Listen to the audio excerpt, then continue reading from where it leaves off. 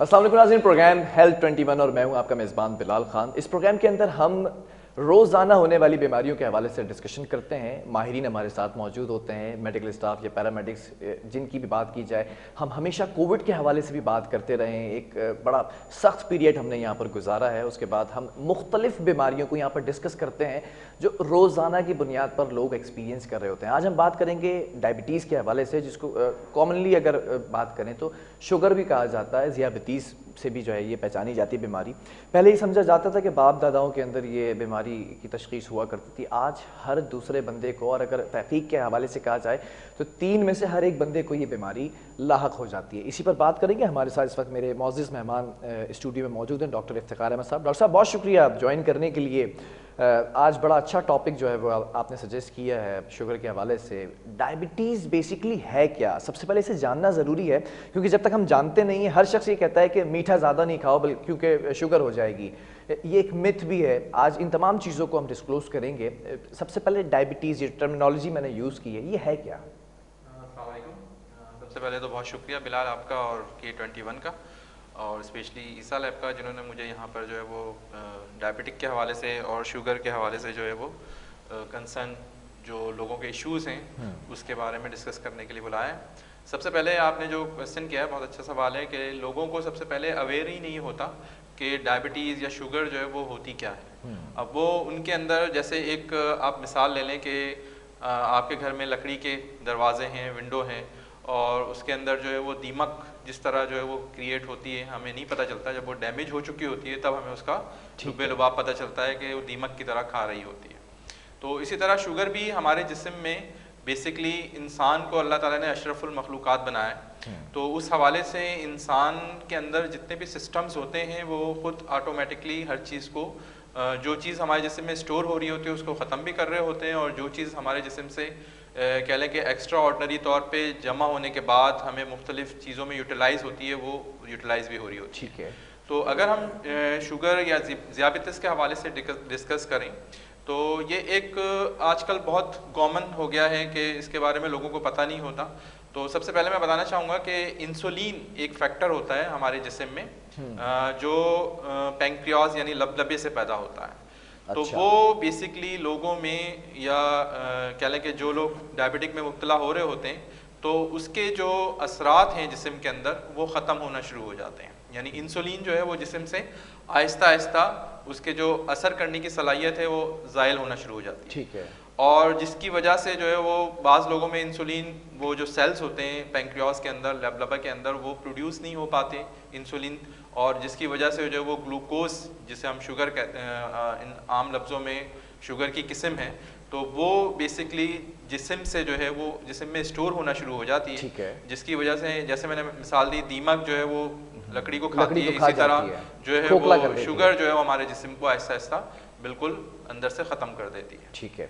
अच्छा, डायबिटीज़ के हवाले से जैसा आपने इंट्रोडक्शन में बताया, इसकी कुछ टाइप्स भी होती होंगी, उस हवाले से भी थोड़ा आगाह कीजिएगा। कितनी अक़साम होती हैं इसकी? जी बिल्कुल होती हैं। असल में ये 2 किस्म की टाइप्स होती हैं। एक होती है इंसुलिन डिपेंडेंट, यानी ऐसे लोग जिनको पैदाइशी यानी कंजेनाइटल शुगर जो है वो पैदा उनके जिस्म में हो जाती है, और वो 0 to 40 के दरमियान, यानी 40 ईयर्स के दरमियान जो है वो जन्म लेती है। उसको हम टाइप 1 कह लें कि ज़ियाबितीस या शुगर कहते हैं, या डायबिटिक का पेशेंट कहते हैं। और नंबर टाइप 2 दूसरी होती है, वो आफ्टर 40 ईयर्स जो है वो उसमें वो फैक्टर्स आना शुरू हो जाते हैं, यानी वही इंसुलिन का लेवल जो है वो उसका गिराव गिरना शुरू हो जाता है। तो वो टाइप 2 किस्म की शुगर या डायबिटिक कहलाती है। ठीक है। अगर मैं अलामात की बात करूं, कौन कौन सी अलामात ऐसी होती हैं? असल में देखें, जो मैंने 2 टाइप्स आपसे डिस्कस किए हैं, टाइप 1 और टाइप 2, तो इसमें ये डिफरेंस है कि दोनों में अलग अलग सिम्टम्स आती हैं, और कभी कभी जो है बहुत सारी सिम्टम्स ऐसी होती हैं। मैं चाहूँगा डॉक्टर इफ्तिखार साहब, आप उन सिम्टम्स को थोड़ा सा ब्रीफली डिस्क्राइब करें, क्योंकि जो लोग इस वक्त आपको देख रहे होंगे उनके लिए ये बड़ा इंटरेस्टिंग टॉपिक होगा। अगर उनके घर में कोई डायबिटिक पेशेंट है, मेरे घर में भी डायबिटिक पेशेंट है, तो काफ़ी ख्याल रखना पड़ता है। तो मेरे लिए भी काफ़ी इन्फॉर्मेटिव ये सेगमेंट होगा। बिल्कुल। देखें, इसमें होता ये है कि एक तो प्यास की शिद्दत बढ़ जाती है बहुत ज़्यादा। आप जो है वो आपका जो थ्रोट है यानी गला जो है वो बार बार ड्राई होता है। फिर नंबर 2 पे आ जाएं तो आपको भूख ज़्यादा लगेगी। ठीक है। नंबर 3 पे आ जाएं तो आपका वेट आहिस्ता आहिस्ता डिक्रीज़ होना शुरू हो जाएगा।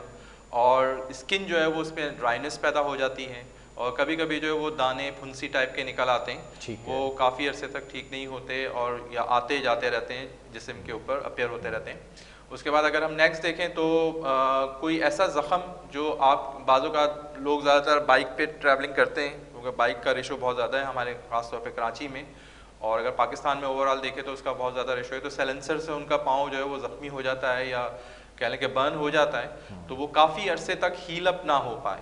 अच्छा, वो प्रॉपर मतलब अगर जिस्म पे कोई जख्म हो जाए वो काफी अरसे तक हील अप ना हो पा रहा हो, ये इंडिकेशन है। और आप अपने डॉक्टर से जाके कंसर्न करें, तो आप उनसे ये इस चीज़ के बारे में डिस्कस करें, तो वो आपको लाज़मी बात है कुछ टेस्ट एडवाइस करेंगे, जिसको हम डायग्नोस्टिक कहते हैं, और जिसके लिए तशख़ीस की जाती है वो लैब के थ्रू होते हैं। उन लैब के थ्रू वो टेस्ट करने के बाद जो है फिर हमें प्रॉपरली पता चलता है कि आपके जिस्म में जो है वो शुगर किस लेवल पर है। तो ये वो सिम्टम्स, वो अलामात होती हैं। और कुछ ऐसा भी होता है, कुछ फीमेल्स के हवाले से अगर हम डिस्कस करें, तो जिनके यहाँ बच्चे पैदा होते हैं और रेगुलरली, यानी उनकी तादाद ज़्यादा है और वो बहुत ज़्यादा हेल्दी पैदा हो रहे हैं, यानी मोटापे जिसे कहते हैं 9 पाउंड से ज़्यादा अगर जो फीमेल अपने बच्चों को जन्म देती हैं, तो उनके अंदर भी शुगर होने के चांसेस होते हैं। और बाज़ औक़ात गैस्टेशनल डायबिटिक हो जाती है, यानी कह लें कि प्रेगनेंसी के दौरान जो है वो कुछ टेस्ट करवाए जाते हैं, तो उससे पता चलता है कि मदर के अंदर जो है वो शुगर जन्म ले रही है। मतलब अगर 9 पाउंड से ज़ायद का बच्चा जन्म लेता है तो शुगर की अलामत ऐसी फीमेल जो 9 पाउंड से ज़ायद के एक जनरल क्वेश्चन है कि बच्चे की पैदाइश के वक्त एक मुतवाज़ुन जो वजन होता है वो कितना होना चाहिए? देखें, वो प्रेगनेंसी जब चल रही होती है ना, तो उस वक्त हम मोस्ट प्रॉब्ली जो है वो फीमेल को डायग्नोज कर रहे होते हैं कि उनका वेट कितना बढ़ रहा है। ठीक है, वो लाजमी बात है, उनकी जो लेडी डॉक्टर होती हैं, जो उनकी गायनेकोलॉजिस्ट होती हैं, वो इसी चीज़ को कंसर्न करती हैं कि इनका वेट कितना बढ़ रहा है। तो उसी हवाले से फिर वो टेस्ट करवाया जाता है, तो वो गैस्टेशनल डायबिटीज़ कहलाती है। अगर पहले से ही किसी हामला खातून के जो है वो डायग्नोज हो चुका है कि डायबिटिक पेशेंट है, तो पैदा होने वाले बच्चे पर असर ज़रूरी नहीं है। जैसे मैंने बता दिया कि कंजेनाइटल डायबिटिक होती है, यानी जो बच्चा पैदा होता है और उसके पैदाइशी तौर पे जो वो शुगर डायग्नोज हो जाती है उसमें, तो फिर वो इंसुलिन पर आ जाता है, वो हम टाइप 1 कहते हैं, यानी इंसुलिन डिपेंडेंट पैदाइश से ही उसको इंसुलिन लगेगा, क्योंकि उसकी शुगर जो है वो विदाउट इंसुलिन कंट्रोल नहीं हो सकती। लाज़मी बात है वो जो कह लें कि इंसुलिन क्रिएट हो रहा होता है पैंक्रियास से, वो उसके अंदर होता ही नहीं है मोस्ट प्रॉब्ली। डॉक्टर साहब, एक सवाल और है, मैं ये भी बता दूँ, मेरे फादर भी जो है वो डायबिटिक पेशेंट हैं, और बहुत सारे ऐसे लोग भी हैं जिनको मैं जानता हूँ जो डायबिटिक पेशेंट हैं। ये जानना इंतहाई ज़रूरी है कि शुगर या ज़ियाबतीस की बात की जाए, ये किन किन अफराद को होता है? देखें, मैं थोड़ा सा और इसको सिंपलीफाई कर देता हूँ। क्या एज का तयन रखा जाता है? एज ज़रूरी है कि इतनी ही एज में जाके ये बीमारी होती है, या फिर आजकल हर शख्स को होती रहती है? इस हवाले से मैंने पूछा कि किन किन अफराद को ये होता है। देखिए, सबसे पहले एक तो हाइपरटेंशन, जिसे हम ब्लड प्रेशर का आर्जा कहते हैं, फिशार खून, जो कि आजकल हर दूसरा शख्स है जी, और दूसरा जो है वो शुगर यानी डायबिटिक या ज़ियाबतीस। ठीक है, ये दो चीज़ें हैं जो कि मोस्ट प्रॉब्ली इसमें एज फैक्टर नहीं होता। ठीक है, एज फैक्टर इसलिए नहीं होता कि ये आपको अपनी ज़िंदगी में कभी भी हो सकती है। ठीक है, स्पेशली जिनके बैकग्राउंड में ये चीज़ें चल रही हैं, यानी नस्ली तौर पे ये चीज़ें आ रही हैं, तो वो लाजमी बात है उसको बहुत ज़्यादा प्रिकॉशंस की ज़रूरत होती है, और अपना लाजमी बात है अपना टेस्ट जो है वो 6 मंथ में या 3 मंथ्स में या ईयरली वो उसको करने चाहिए। अब इसकी तशखीस के हवाले से, डायग्नोस्टिक के हवाले से अगर हम ज़ियाबतीस की बात करें, तो उसमें हमें ज़रूरी है कि कुछ स्पेसिफिक टेस्ट हैं जो करवाने चाहिए, और इस हवाले से मैं लोगों को ये मशवरा देना चाहूँगा, रूटीन के अंदर एक आम शख्स भी ये कराता रहे। जी जी, अब मैं लोगों के हवाले से, ये बड़ी अच्छी बात है, ये जरूर मैं आपको ज़रूर मशवरा देना चाहूँगा कि लोग गिफ्टिंग करते हैं, ठीक है, बाहर आउटडोर खाने पे चले जाते हैं, ठीक है, बड़ी से बड़ी सेलिब्रेशन कर लेते हैं, तो उससे अच्छा ये है कि वो आप अपनी फैमिली केयर के हवाले से अपनी फैमिली के टेस्ट करवा लिया करें। ठीक है, कौन से टेस्ट? अब वो टेस्ट जो ज़रूरी होते हैं, यानी गिफ्ट के तौर पे आप करवा लें, जैसे लोग वेडिंग एनिवर्सरी मना रहे होते हैं, सालगिरह मना रहे होते हैं अपने बच्चों की, तो आप उसको एज अ गिफ्ट के तौर पे वो टेस्ट अपने ऐड कर लें। ठीक है, और उससे ये होगा कि वो टेस्ट जो ज़रूरी होते हैं उनमें आपको स्पेसिफाई कर देता हूँ। खास तौर पे शुगर के हवाले से, ज़ियाबतीस के हवाले से एक टेस्ट होता है, वो हम रूटीन टेस्ट ऑफ यूरिन कहलाता है। ठीक है, और उसमें माइक्रोस्कोपिक यूरिन टेस्ट भी आ जाता है। ठीक है, उसके थ्रू भी डायग्नोज हो जाती है। और इसके अलावा एक आप बाज़ औक़ात बहुत सारे घरों में मोस्टली अगर आप एक रेशो निकालें तो उसमें 40-50% जो रेशो आता है हमारी जो है वो लोगों के हवाले से, उनके यहाँ डायबिटिक ग्लूकोमीटर होता है। ठीक है, उस ग्लूकोमीटर से भी आप घर में चेक कर सकते हैं। मतलब आप ये समझ लो कि ये ग्लूकोमीटर घर में होना चाहिए, जरूरी है। मोस्टली होना चाहिए। खैर अब तो इतनी कॉस्ट नहीं होती, पहले बहुत एक्सपेंसिव होते थे, अब इतनी कॉस्टली नहीं होते, तो वो होना चाहिए। तो उससे आप जो है वो शुगर टेस्ट आप अपना घर पे बैठे ही फॉलो अप कर सकते हैं, ठीक है। वरना आप लैब से करवाना चाहें तो शुगर टेस्ट फास्टिंग और रैंडम। ये आपने बड़ी इंपॉर्टेंट बात बताई, क्योंकि नॉर्मली अगर खास तौर पे मर्दों की बात की जाए तो इनकी आउटिंग्स होती हैं, घर से बाहर ज़्यादातर खाने खाते हैं। मैं खुद भी यही हैबिट है कि ज़्यादातर बाहर ही खाना खाया जाता है, खास तौर पे चैनल में होते हुए डिनर हमारा बाहर होता है, तो इसका मतलब हमें ग्लूकोमीटर रख लेना चाहिए। अब मैं आपको यही बताऊं, जो पुराने ज़माने के लोग थे ना, वो टिफ़िन अपना घर से बना के लेके जाते थे, ठीक है। आजकल लोगों के पास टाइम नहीं होता, उनके घर वालों के पास टाइम नहीं होता, वो सो के देर से उठते हैं, बंदा 6 बजे निकल जाता है, 7 बजे निकल जाता है, और उसके जो है वो कोई टिफ़िन तैयार नहीं होता, टिफ़िन का कॉन्सेप्ट ख़त्म हो गया। तो सबसे बड़ा मसला यही हो गया है कि जो लोग आउटडोर बहुत ज़्यादा इनटेक कर रहे हैं, यानी खाना, लंच, डिनर सब बाहर कर रहे हैं, तो वहाँ पे जो वो चीज़ खाने में यूज़ हो रही है, ठीक है, वो जो मटेरियल यूज़ हो रहा है उसका हमें नहीं पता होता, ठीक है ना, हम बैठ के अपने सामने बनवा रहे हैं। डॉक्टर साहब, मैं ये भी जानना चाहूँगा, अब इस बीमारी से पेचीदगियाँ क्या होती हैं जिसमें जो जन्म लेती हैं? हाँ, अब ये देखें, पहले तो मैं थोड़ा सा टेस्ट का बता दूं आपको, कौन से टेस्ट नेसेसरी हैं। एक तो मैंने आपको बता दिया यूरिन टेस्ट आप करवा लें, ठीक है। दूसरा मैंने आपको बता दिया शुगर टेस्ट होता है, ठीक है, वो रैंडम और फास्टिंग होता है।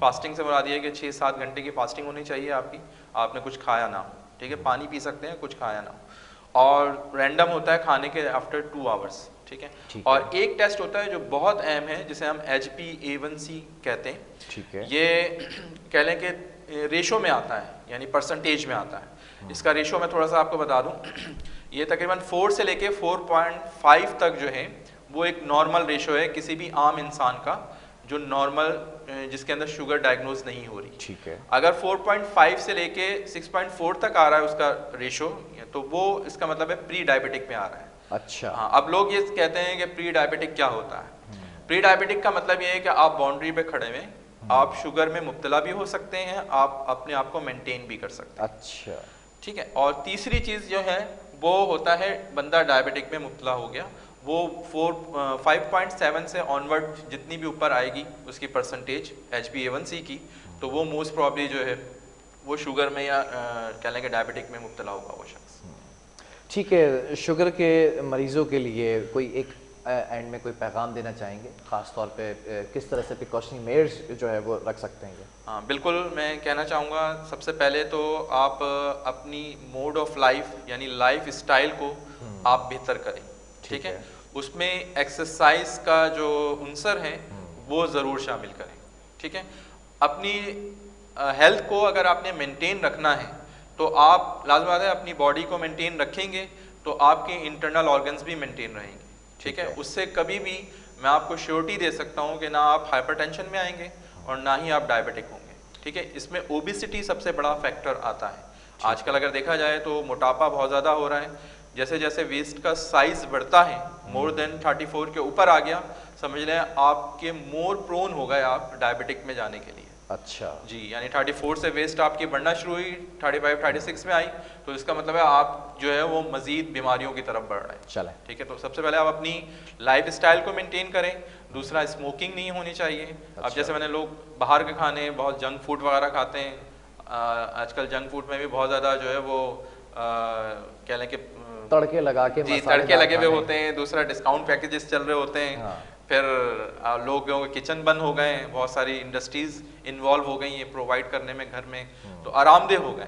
तो सबसे पहले वही मैंने बताया, मोड ऑफ लाइफ अगर आपकी अच्छी होगी तो आप कभी भी किसी भी बीमारी में नहीं जा सकते, इवन के स्ट्रेस से भी आप बच सकते हैं। डॉक्टर साहब बहुत शुक्रिया आपका, इतना इंफॉर्मेटिव ये सेगमेंट रहा। नाज़रीन, आपने देखा कि हेल्थ 21 के अंदर हम रोज़ाना की बुनियाद पर एक ऐसी बीमारी के हवाले से डिस्कशन करते हैं जो हर घर के अंदर कहीं ना कहीं पनपती नज़र आती है। डायबिटिक पेशेंट के हवाले से मैं ये समझता हूँ कि काफ़ी इंफॉर्मेटिव ये रहा होगा, ख़ास तौर पे मेरे साथ भी जो फैमिली के मसाइल हैं उनके लिए भी ये काफ़ी मालूमाती प्रोग्राम था। एक बार फिर हाजिर होंगे, अपने मेज़बान को दीजिए इजाज़त। अल्लाह हाफ़िज़।